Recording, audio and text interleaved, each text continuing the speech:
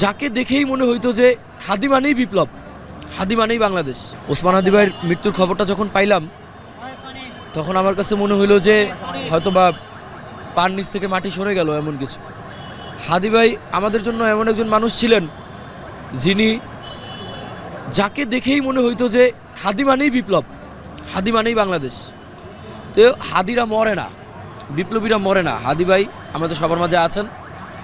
হাদি ভাইয়ের জন্মসাল 1993, হাদি ভাইয়ের মৃত্যুসালটা নাই, এটা ইনফিনিটি। হাদি ভাই অমর হয়ে থাকবেন।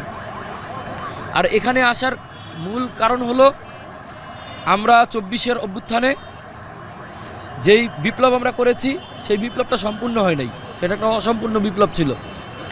সেই অসম্পূর্ণ বিপ্লব থাকার ফলেই আমাদের বিপ্লবী ভাইরা এখনও আমাদের ছেড়ে চলে যায়, রাস্তায় গুলি খেয়ে মরতে হয়, মৃত্যুর পরোয়ানা পাঠায়।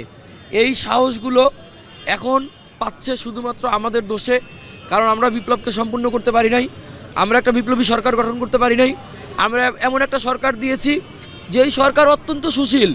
বিপ্লবের পর আসলে এত সুশীল সরকার দিয়ে দেশ চলে না। বিপ্লবীরা বিনয়ী হয়েছে, গণশত্রুরা বিধ্বংসী হয়েছে। সব জায়গায় বলতেছি, বিপ্লবীরা বিনয়ী হয়েছে, গণশত্রুরা বিধ্বংসী হয়েছে। সেই বিধ্বংসী হওয়ার ফলে আমরা ধ্বংস হয়ে যাচ্ছি।